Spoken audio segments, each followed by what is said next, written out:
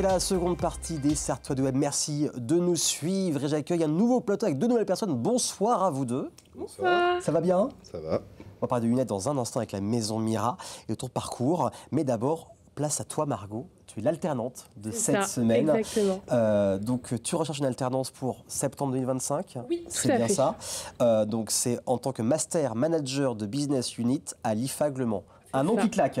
Un nom qui claque. En gros, ça veut dire quoi? En gros, ça veut dire que moi, je suis à la recherche d'une alternance en gestion de projet. Ok. C'est à partir de septembre 2025, mais je suis bien entendu ouverte à toute proposition dès la semaine prochaine. Il n'y a Ok. aucun souci pour moi. Et vraiment, je cherche une alternance dans laquelle je puisse m'épanouir. Le but de ma formation, c'est vraiment du management à vision 360. Et c'est ça qui me plaît le plus. Et moi, je suis plus orientée gestion de projet parce que c'est ce qui m'anime. On va parler de ça vraiment dans quelques instants. On va d'abord parler de ton parcours. Oui. Tu as eu pas mal d'expériences différentes. Alors, c'est quoi ton parcours pour en arriver aujourd'hui sur cette recherche de master? Donc, je suis une jeune Sartoise qui participe pendant 4 ans en Bretagne pour D'accord. réaliser le début de mes études supérieures. J'ai pu commencer par un BTS, support à l'action managériale, donc assez polyvalent. Ensuite, en alternance, j'ai fait mon bachelor responsable commercial et marketing, où j'étais conseillère de vente, donc là, plus axé commerce, où j'ai pu voir les missions opérationnelles de A à Z. Et ensuite de ça, j'ai tenté une première année de master en Bretagne, mais ça n'a pas marché pour moi. Donc c'est pour ça que j'ai organisé mon retour en Sarthe il y a tout juste une semaine. Ouais, c'est vraiment très récent. Hein. C'est très récent et je suis très motivée. En une semaine, je suis déjà là et je vous en remercie. Bah, avec grand plaisir. Donc, une appétence voilà, pour le commerce, la gestion, un véritable couteau suisse. C'est ça qui te plaît dans ce master? C'est le fait d'avoir chaque semaine des semaines différentes, en fait, d'avoir plusieurs missions? C'est ça. D'être très polyvalent, de pouvoir monter en compétences et vraiment pouvoir voir les missions de A à Z, tout comme un projet finalement en fait. Donc, c'est septembre prochain. Tu as jusqu'à quand exactement pour trouver une entreprise sartoise? Pour septembre. Pour septembre, voilà, on va dire, là, Ouais. tu prends de l'avance. Est-ce que tu es ouverte à tout type de domaine d'entreprise, c'est ça? Exactement, je suis ouverte à tout secteur, mais c'est vrai que j'ai une petite appétence pour les associations et les entreprises qui sont engagées, Ok. notamment un petit clin d'œil à la SPA.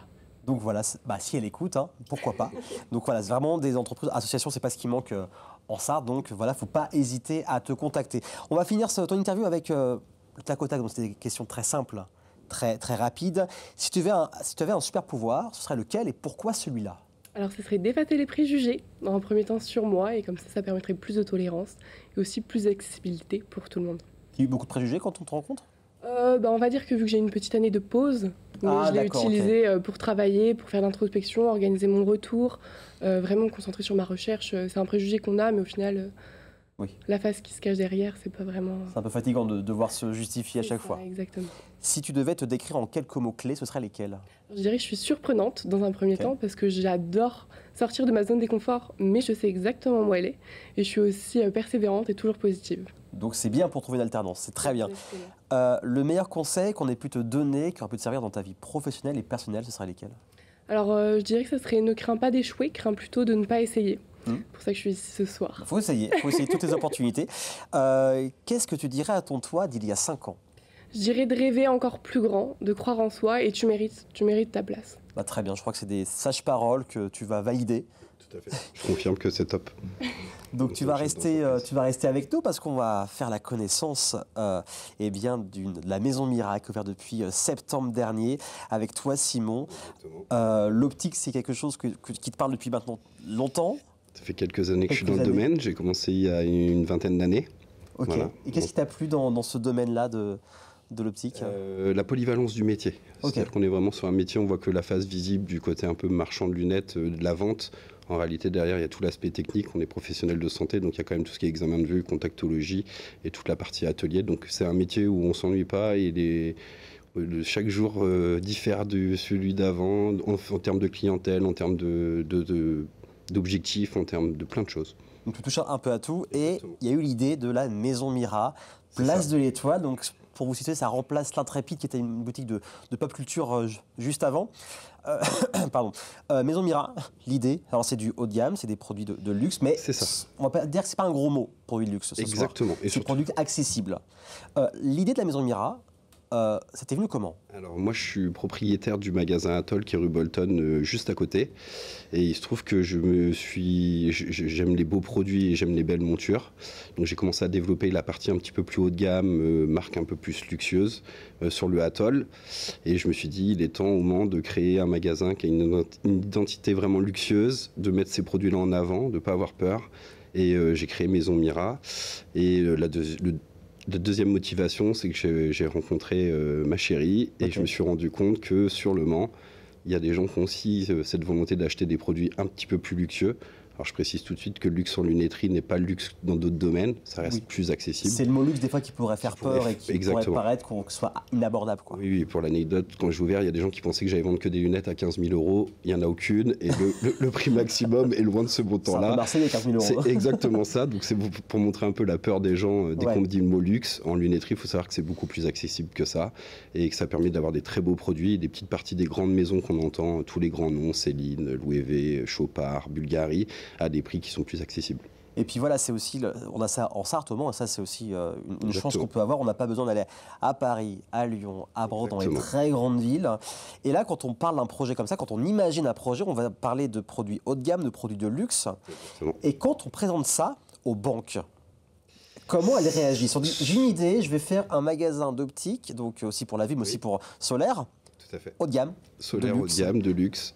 Qu'est-ce que disent les banques quand tu parles de ce projet-là? Alors, quand on met le mot luxe à une banque et qu'on dit qu'on va monter le magasin au Mans, la première réaction est un peu compliquée. D'accord. Après, on explique le projet, on trouve des arguments. J'ai eu l'avantage de commencer à le développer sur le Atoll, donc j'avais quand même un petit peu de visibilité. J'ai défendu mon projet. D'ailleurs, j'en profitais pour remercier la banque qui m'a suivi, donc Nathalie Rivière et Sylvain Fréner du Crédit Agricole, parce que je vais être honnête, ça a été très compliqué, que ce soit au niveau bancaire ou au niveau cautionnement.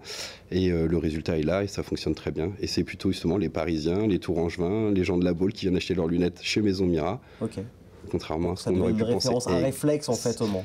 Voilà, en 7 mois, on a déjà pris une très belle visibilité dans le monde de la belle lunetterie et des beaux magasins. Donc en fait, il y a des gens, par exemple, comme tu as dit, la Baule ou Paris, qui sont prêts à faire 400 km juste pour venir au Mans. Donc, du coup, en plus, ça fait aussi un rayonnement sur la ville du Mans finalement.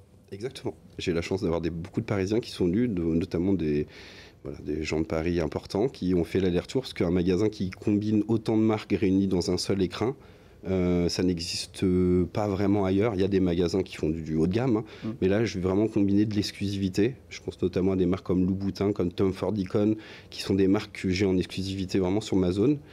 Et aussi, j'ai développé l'aspect automobile. On est au Mans, fier d'être Manceau. Donc Ferrari, Porsche Design, Steve McQueen avant tout. Voilà, des très belles collections qu'on n'a pas l'habitude de voir et dont j'ai l'exclusivité vraiment sur une grande zone.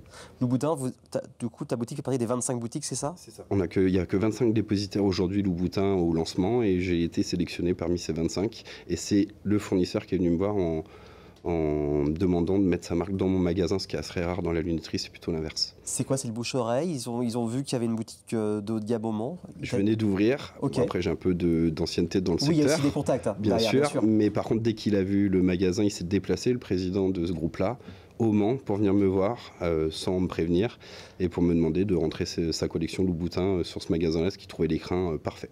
On ressent quoi à ce moment-là quand on vient juste de commencer? Parce que quand on commence un projet, il y a cette peur de dire est-ce que je vais y arriver? Est-ce que je vais réussir? Qu'est-ce qu'on sent surtout quand on vient d'ouvrir un magasin haut de gamme, de luxe, et qu'on est sélectionné parmi 25 boutiques? Eh ben, on est fiers parce que c'est un projet qui a mis du temps, qui a été compliqué à monter et on le lance, on va un peu dans l'inconnu parce que ça reste une prise de risque, faut le dire sur le papier au départ. Et puis dès les premières semaines, on sent qu'il y a une émulation et que ça commence à prendre. Et quand il rentre dans le magasin pour me proposer ça, je me dis que le pari de ce magasin-là, on a tout conceptualisé en moins de 2 mois avec ma compagne. Sur tout ce qui est visuel, marque, tout est créé. Le Maison Mira n'existe comment, plutôt très fier. Comment ça se passe l'expérience client quand les gens qui nous regardent ce soir se disent tiens, j'ai quand même envie d'aller voir Maison Mira juste au début par curiosité. Comment ça se passe cette expérience client quand ils viennent en boutique? Alors c'est tout le but de ce magasin-là, c'est qu'on parle de luxe, mais le but du magasin c'est pas le luxe comme on l'entend, on veut du luxueux, c'est-à-dire qu'on veut que les gens rentrent dans le magasin mais qu'ils aient envie d'essayer les montures, de prendre le temps, de prendre un thé, de prendre un café, d'essayer des choses qui sont un peu improbables. C'est vraiment de vivre une expérience originale sur le Mans, avec beaucoup de conseils et des très beaux produits. Donc c'est accessible à tous. Je veux dire, les premiers prix vont commencer dans des budgets raisonnables. Ça va monter un petit peu plus cher sur des marques d'exception comme Chopard, comme ces grandes marques de joaillerie, mais ça reste accessible. Hein. On a moins de 1 000 € la monture, je tiens à le préciser, ça évitera les 15 000 € dans la suite. C'est ça, les faux et le but, c'est vraiment une expérience client très douce et c'est accessible à tous. Faut pas exactement. Et pas se dire, il faut que j'ai beaucoup d'argent pour venir chez Maison Mira. C'est accessible vraiment, on a une clientèle qui est très large. Donc voilà, il faut juste pousser la porte et vous serez accueillis avec le sourire, avec la passion. Quels sont les projets qui vont arriver durant les mois à venir ? Il va y avoir une petite avant-première ce soir. Ah, on aime bien ça, moi j'aime bien quand on me dit ça, quand c'est une exclusivité sur la MTV Sarthe. Il se trouve que comme je suis toujours en train d'avancer et de me dire que je vais essayer encore plus grand, je me lance dans un domaine qui est encore un petit peu un produit de niche dans l'optique. C'est un site marchand en ligne pour pouvoir vraiment ouvrir Maison Mira au monde, parce que c'est national et international. Et ça peut paraître paradoxal, mais j'ai énormément de demandes de gens qui sont pas du tout localisés aux alentours du Mans.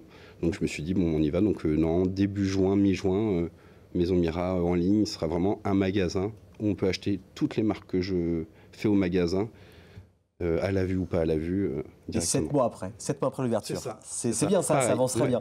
Et pour finir, c'est vrai qu'aujourd'hui, je trouve, en tout cas d'un point de vue extérieur, que les lunettes, c'est devenu aujourd'hui un véritable accessoire de mode, soit des lunettes même un peu teintées, même des lunettes transparentes, pas pour la vue, mais juste pour le style. J'ai l'impression que depuis quelques années, c'est devenu un vrai accessoire de mode. Alors, je vais citer la papesse de la mode qui est Anna Wintour, qui a dit récemment que la lunette, c'était l'accessoire ultime d'un style. C'est-à-dire que vraiment, d'une lunette à l'autre, on peut complètement changer le visuel des gens. L'idée qu'on va se faire, c'est l'accessoire qui nous habille, qui nous change, l'originalité si on veut que ça soit coloré, du très classique si on veut que ça soit discret, et puis essayer des choses qui nous mettent en avant et ça nous permet de changer la perception qu'ont les gens de nous.